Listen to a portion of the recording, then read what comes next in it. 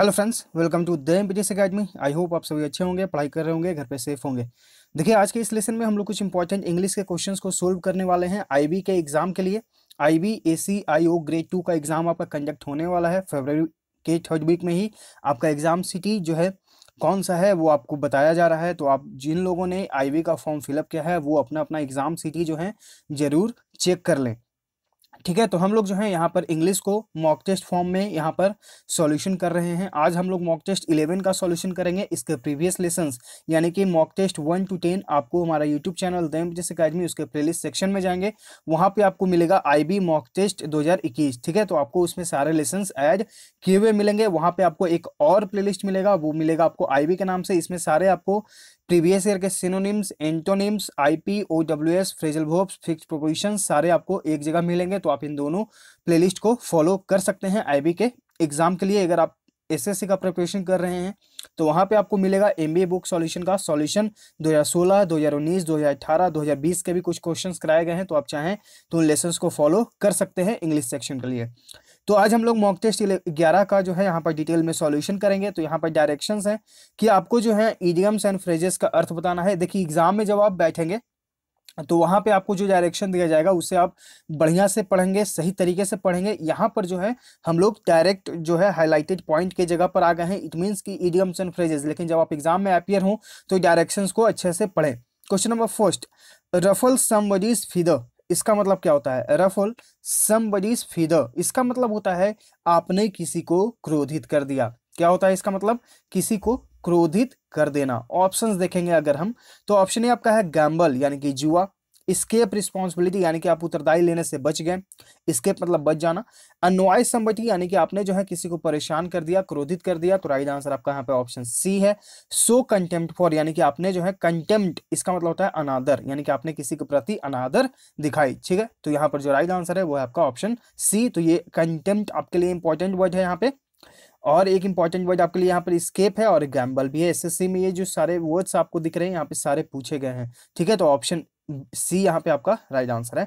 बाकी सारे वर्ड्स आपके लिए इंपॉर्टेंट है। क्वेश्चन नंबर 2, एट लूज इंस, इसका मतलब क्या होता है? एट लूज इंस मतलब होता है कि एक अनिश्चितता वाली स्थिति में, अनिश्चितता वाली स्थिति में, यानी कि आपको लग रहा है कि कभी ए करें कभी बी करें। ठीक है, यानी कि आपके अंदर जो है असमंजस है, अनिश्चितता वाली जो भाव है। ठीक है, ऑप्शंस देखते हैं। टाई टू लूज इंस ऑफ अ थ्रेड यानी कि सुई के दोनों तरफ धागा। Keep opens keep options open यानी कि आपने जो है बहुत सारे विकल्प रखे हैं। इन एन अनसर्टेन सिचुएशन यानी कि आप जो है एक अनिश्चित स्थिति में हैं। तो ऑप्शन सी आपका यहाँ पर राइट आंसर है। रीपे डेट्स यानी कि आपके ऊपर जो उधार है आपने उसे पे कर दिया। तो ऑप्शन सी आपका यहाँ पर राइट आंसर है। क्वेश्चन नंबर 3, कट शॉर्ट, इसका मतलब क्या होता है? कट शॉर्ट, कट शॉर्ट मतलब आपका हो गया कि आपने जो है किसी काम को करने में बाधा पहुंचाया। ठीक है, आपने जो है किसी व्यक्ति ने काम करने में बाधा पहुंचाना, बीच में रुकावट देना। ठीक है, रुकावट उत्पन्न करना। ऑप्शंस देखते हैं। डिलीट यानी कि हटा देना, प्रेज यानी कि प्रशंसा करना, इंटरप्ट यानी कि बाधित करना। तो राइट आंसर आपका यहाँ पे ऑप्शन सी है। स्लाइस इनटू स्मॉल पीसेस यानी कि छोटे छोटे टुकड़ों में काटना। राइट आंसर आपका ऑप्शन सी। आगे के लिए डायरेक्शंस हैं कि यहाँ पे आपको फिल इन द ब्लैंक को ऑप्शंस के एप्रोप्रिएट ऑप्शन को चूज करके कंप्लीट करना है। The king was fill in the blank while he was addressing his subjects. यहाँ पर जो ये वर्ड यूज हुआ है सब्जेक्ट, यहाँ पर इसका अर्थ हो जाएगा प्रजा, यानी कि अपने प्रजा को जब वो एड्रेस कर रहे थे किंग, तब उनका क्या हुआ? ऑप्शंस देखते हैं। मर्डर यानी कि हत्या, एग्जीक्यूटेड यानी कि महाभियोग लगाना। ठीक है, एग्जीक्यूट मतलब क्या हो गया आपका? अभियोग लगाना, महाभियोग लगाना। असैसिनेटेड यानी कि उनकी हत्या कर देना। एक्सटर्मिनेटेड इसका मतलब क्या होता है? इसका मतलब होता है एक्सटर्मिनेटेड मतलब विनाश करना। तो देखिए, अब यहां पर आपके सामने एक कंफ्यूजन होगा। मर्डर्ड और असैसिनेटेड दोनों का अर्थ होता है हत्या। ठीक, लेकिन जहां पर आप पॉलिटिकल टर्म्स में, आप जहां पर देखें पॉलिटिकल टर्म में, अगर किसी व्यक्ति, किसी वस्तु मतलब किसी व्यक्ति की अगर हत्या की जाए पॉलिटिकल टर्म में, तो आप वहां पर जो है हमेशा असैसिनेटेड का यूज करें, मर्डर का यूज ना करें। मर्डर का यूज जनरली तौर पे होगा, लेकिन जहां पर पॉलिटिकल टर्म के लिए यूज हो वहां पे आप असैसिनेट का ही यूज करें। तो जो किंग है उनका असैसिनेशन हो गया while he was addressing his subjects, subjects यानी कि प्रजा। यहां पर इसका अर्थ जो है वो है आपका प्रजा। ठीक है, तो यहां पर आप ये चीज ध्यान रखेंगे कि जब भी किंग या फिर prime minister, president, vice president, मतलब कि इनके ऊपर अगर कोई हमला हो, इस तरह से अगर सेंटेंस दिया रहे तो आप जो है क्या यूज करें, असोसिएशन का यूज करें। Question number 5, her parents will never give their filling blank to such an unsuitable match. ठीक है, ऑप्शन देखते हैं। अक्वेंस यानी कि शांति, मौन धारण कर लेना। कंसेंट यानी कि सहमति। अग्रीमेंट यानी कि आपने कोई समझौता किया। विलिंगनेस यानी कि इच्छा शक्ति। तो यहां पर हम जाएंगे option B, her parents will never give their consent, यानी कि उनके जो माता पिता हैं, उसके जो माता पिता हैं वो कभी अपनी सहमति नहीं देंगे इस तरह के अनुचित मैच में, मतलब कि जाने के लिए या फिर ऐसा करने के लिए। ठीक है, तो यहाँ पर जो है अपना कंसेंट उन्होंने नहीं दिया, यानी कि अपना सहमति यहाँ पर नहीं दिया, तो राइट आंसर आपका यहाँ पे ऑप्शन बी है। सारे वर्ड्स आपके लिए इंपॉर्टेंट है, इन्हें ध्यान रखिएगा। आगे के लिए डायरेक्शन है कि आपको फाइंड द एरर करना है, यानी कि जो सेंटेंस दिया गया है उसमें जो है आपको एरर फाइंड आउट करना है और अपने आंसर के रूप में चूज करना है। Question number 6, they will leave the office at 6 and reach at home by 7। They will leave the office, अच्छा यहाँ पर जो ये वर्ड यूज हुआ है लिव, इसके जगह क्या होगा लीव। ये आपका ग्रामेटिकल एरर नहीं है, ये टाइप करने के समय लगता है कि गलत हुआ है। दे विल लीव द ऑफिस, क्योंकि ऑफिस से बाहर जाने के लिए बात हो रहा है, इसलिए ये हम लोग वर्ड यूज करेंगे। दे will leave the office at 6, यानी कि 6 बजे वो ऑफिस छोड़ेंगे। And reach at home by 7, और 7 बजे अपने घर पहुंचेंगे। ठीक है, अब यहां पर इसका अर्थ तो हम लोगों ने समझ लिया, लेकिन एक वर्ड आपको ध्यान रखना है ऑप्शन सी में जो है, रीच मतलब होता है पहुंचना, ठीक, और अराइव मतलब होता है पहुंचना। इन दोनों का अर्थ क्या हो गया, पहुंचना। लेकिन रीच के साथ जो है हम लोग कोई भी प्रीपोजिशन यूज नहीं करते हैं, टू या एट, किसी प्रकार का प्रीपोजिशन जो है हम लोग यूज नहीं करते हैं। अराइव के साथ जो है हम लोग यूज करते हैं प्रीपोजिशन एट का। तो आप रीच के बाद जो ये एट का यूज हुआ है ये आपका गलत है। ठीक है, या तो आप सिर्फ रीच लिखें या फिर आप जो है क्या लिखें, अराइव, अराइव एट। ठीक है, या तो सिंगल आपको रीच लिखना होगा या फिर अराइव एट लिखना होगा। तो यहां पर चूंकि हम देख रहे हैं कि रीच के साथ एट का यूज हुआ है, और अभी हम लोगों ने सीखा कि रीच के साथ कोई भी प्रीपोजिशन यूज नहीं करना, इसलिए आपका ऑप्शन सी में एरर है। या तो आप अराइव एट यूज करेंगे या तो सिर्फ रीच यूज करेंगे, ऑप्शन सी में एरर है। Question 7, everybody we hear about senior citizens being robbed and even kill in cold blood, यानी कि बहुत ही बेरहमी से। ठीक है, एवरी डे वी हियर, हर दिन हम लोग सुनते हैं, प्रतिदिन, that about senior citizens being robbed, यानी कि उन्हें जो है क्या किया गया, रॉब, यानी कि उन्हें लूटा गया, and even kill in cold blood, यानी कि बेरहमी से। ठीक है, तो यहां पर देखिए बीइंग का यूज हुआ है। बीइंग अपने साथ हमेशा पार्टिसिपल का यूज करता है, यानी कि वर्ब का थर्ड फॉर्म। ठीक, तो यहां पर देखिए रॉब्ड तो यूज हुआ है थर्ड फॉर्म, और उसके बाद जो दूसरा जो वर्ब है यहाँ पर देखिए वर्ब के बेस फॉर्म, यानी कि वर्ब का फर्स्ट फॉर्म है। अभी हम लोगों ने क्या सीखा, वर्ब का थर्ड फॉर्म यानी कि पार्टिसिपल यूज करना है, तो हम किल के जगह क्या यूज करेंगे, किल्ड का यूज करेंगे। तो ऑप्शन सी में आपका यहाँ पर एरर हो जाएगा, किल की जगह आप किल्ड का यूज करिए। आगे के लिए डायरेक्शंस है, आपको नियरेस्ट सिनोनिम यानी कि पर्यायवाची शब्द बताना है मॉर्डेंट का। मॉर्डेंट मतलब क्या होता है, तीखा, कटु। ठीक है, ऑप्शन देखते हैं। स्टूपिड यानी कि मूर्ख, पेंसिव यानी कि चिंतामग्न, सारे वर्ड आपके लिए इंपॉर्टेंट है, खासतौर पर पेंसिव बहुत बार पूछा गया है। सेंसलेस मतलब क्या हो गया, बेहोश। सरकास्टिक यानी कि कटु, व्यंग उड़ाना। ठीक है, तो राइट आंसर आपका यहाँ पे ऑप्शन डी है। क्वेश्चन नंबर 9, प्रैग्मेटिक, इसका मतलब होता है व्यवहारिक। ठीक है, वास्तविकता। ऑप्शन देखते हैं। थियोरेटिकल मतलब क्या हो गया आपका, सैद्धांतिक। रियलिस्टिक यानी कि वास्तविक, तो राइट आंसर आपका ऑप्शन बी है। परफेक्ट यानी कि सबसे अच्छा। सिंपल यानी कि साधारण, राइट आंसर आपका ऑप्शन बी। अपोसाइट, क्वेश्चन नंबर 10, इसका मतलब होता है उचित। ठीक है, उपरुक्त, उचित। ऑप्शन देखते हैं। काइंड यानी कि दयालु। फेवरेबल यानी कि जो आपके अनुकूल है। इलोक्वेंट यानी कि जो अच्छा बोलता है। और एप्रोप्रिएट यानी कि उचित, तो राइट आंसर आपका यहाँ पे ऑप्शन डी हो जाएगा। आगे के लिए डायरेक्शंस हैं कि आपको यहाँ पर अपोजिट यानी कि एंटोनिम, विपरीत शब्द बताना है जेनरस का। जेनरस मतलब क्या होता है, उदार। जेनरस मतलब क्या हो गया, उदार। ऑप्शंस देखते हैं। स्टोइक, स्टोइक मतलब क्या होता है, स्टोइक मतलब होता है आपका बैरागी। क्या होता है स्टोइक मतलब, बैरागी। बैरागी मीन्स कि जिसे न सुख से मतलब है न दुख से मतलब है, वो बैरागी है। ठीक है, उसे किसी प्रकार से कोई मतलब नहीं है। ठीक है, तो स्टोइक मतलब हो गया आपका बैरागी। फिर आपके ऑप्शंस हैं। स्टिंगी, स्टिंगी मतलब होता है कंजूस। स्टिंगी मतलब हो गया आपका कंजूस। पुअर यानी कि गरीब। स्पेसिफिक यानी कि कोई विशेष, विशिष्ट। ठीक है, तो यहां पर जो आपका राइट आंसर हो जाएगा वो हो जाएगा आपका ऑप्शन बी। जेनरस मतलब क्या हो गया, उदार, यानी कि जो सबके बारे में अच्छा सोचता है। ठीक है, मतलब कि वो अपना सब कुछ देने के लिए भी तैयार होगा। ठीक है, इसका मतलब यही हो गया, जो सबके बारे में अच्छा सोचेगा वो कुछ भी देने के लिए तैयार रहेगा, उदार व्यक्ति है वो, सब कुछ त्याग गया।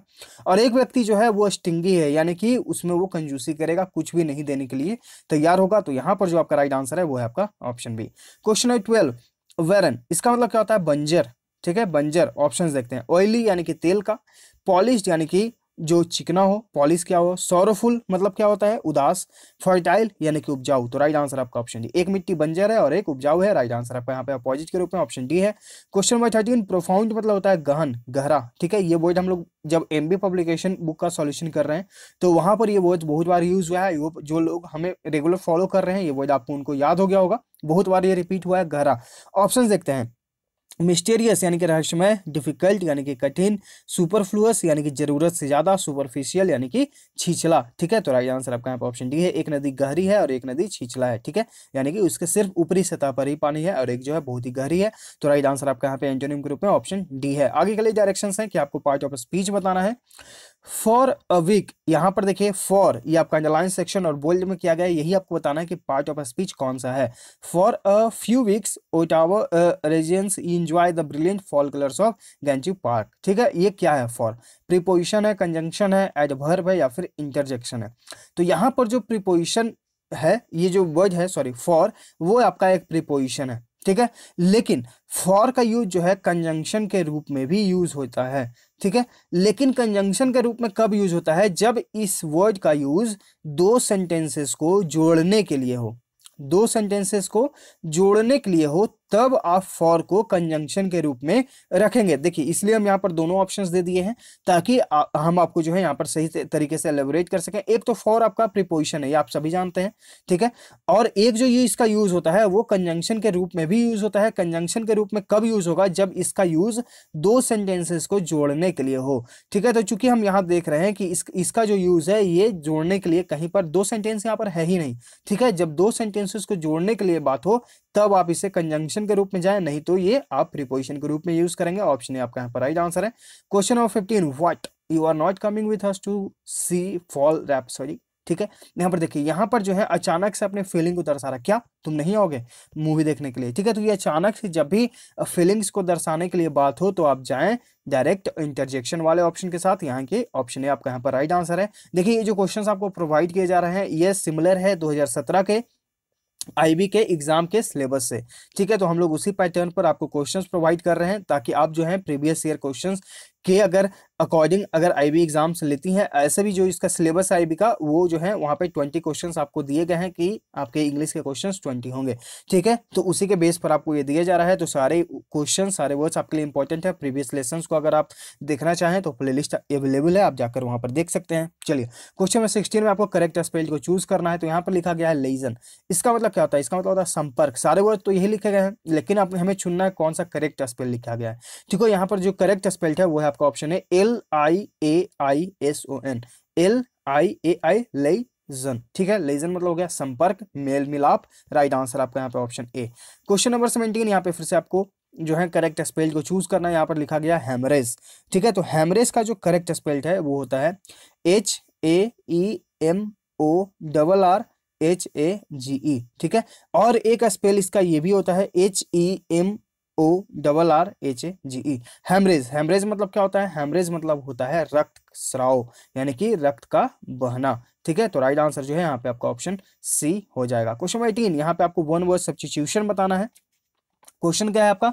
A remedy of all diseases, यानी कि सभी रोगों की एक दवा, उसे क्या बोलते हैं? टॉनिक, एलिमिनेट, नेक्टर, अमृत, पैनेसिया यानी कि सभी इलाजों का सभी बीमारियों का रामबाण इलाज। राइट आंसर आपका ऑप्शन सी, एलिक्सर यानी कि अमृत। नेक्टर और एलिक्सर इन दोनों का अर्थ होता है अमृत, ध्यान रखिएगा। ठीक है, ऑप्शन सी आपका यहाँ पर राइट आंसर है। क्वेश्चन 19, वन वर्ड सब्स्टिट्यूशन फिर से है। अ प्लेस और फिश और वाटर प्लांट, जहाँ पे फिश या फिर वाटर प्लांट्स को रखा जाता है उसे क्या बोलते हैं हम लोग? ऑप्शंस देखते हैं। एवियरी, इसका मतलब क्या होता है? जहां पर पक्षियों को रखा जाता है, एलिमिनेट।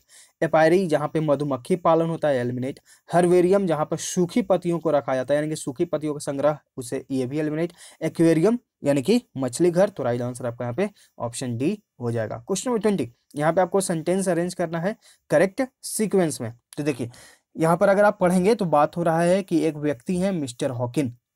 ठीक है, जो पढ़ाते हैं यूनिवर्सिटी ऑफ कैम्ब्रिज में, ठीक है, और वो जो है अपने कंप्यूटर पर लिख सकते हैं किसके द्वारा, तो एक चीक सेंसर को यूज करके, ठीक है। तो mister Hawking who teaches at the university of Cambridge, mister Hawking जो पढ़ाते हैं कहाँ, at the university of Cambridge, यानी कि यूनिवर्सिटी ऑफ कैम्ब्रिज में, यानी कि पी के बाद आपका आना है क्यू, कैन राइट, यानी कि किसके बारे में बात हो रहा है, तो मिस्टर हॉकिंग के बारे में, can write on his computer sensor using a चिक सेंसर, यानी कि PQSR यहाँ पे आपका करेक्ट होगा, ठीक है। तो यहाँ पर जो आपका PQSR, ठीक है, PQSR, अच्छा यहाँ पर देखिए दो ऑप्शन जो हैं एक ही लिखा गया है, तो चलिए यहाँ पर हम कोई भी मान लेंगे। तो यहाँ पर जो सही से जो अरेंज किया गया वो है आपका PQSR, राइट आंसर यहाँ पे कोई भी आप चूज कर सकते हैं क्योंकि दोनों ऑप्शन सिमिलर हैं।